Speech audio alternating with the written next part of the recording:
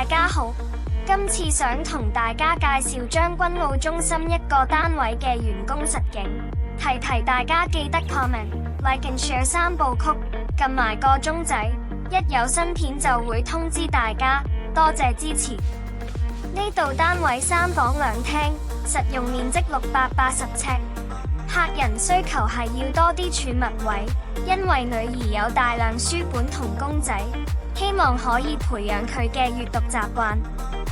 首先帶大家睇下客飯廳，飯廳有卡座連儲物櫃，利用空間得好好。大門有動板交換鞋 cushion， 仲有鏡面設計，非常多功能。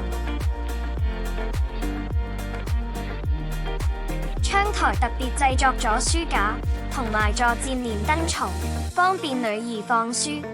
一體化嘅電視櫃結合儲物櫃同冷氣機室外機，令空間更有層次感。走廊有訂製特色牆，仲加咗磁石飾面，耐用防刮，實用又靚。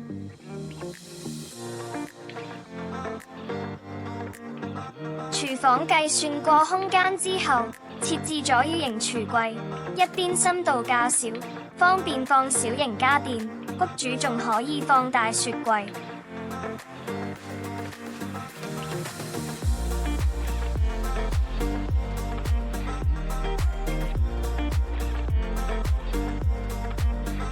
浴室設置咗高櫃，放洗衣籃、毛巾等等日常用品。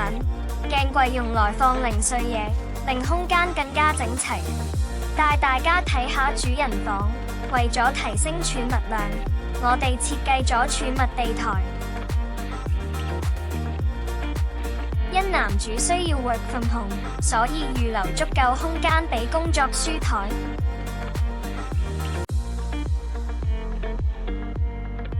又要照顧到小狗方便進出，主人房門底設置咗小門，衣櫃底可以放小狗睡床，咁小狗可以更加親近主人。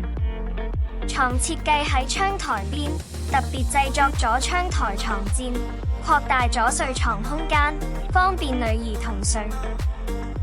再睇埋睡房，設計師重新劃分兩房拆咗原有牆身，訂製咗雙面儲物櫃，咁就可以放女兒大量書籍。拆咗牆身之後，女兒房間面積擴大，夠放大型曲尺書台、高身大書櫃、飾櫃同埋大衣櫃，仲配置咗子母床，方便嫲嫲探望孫女。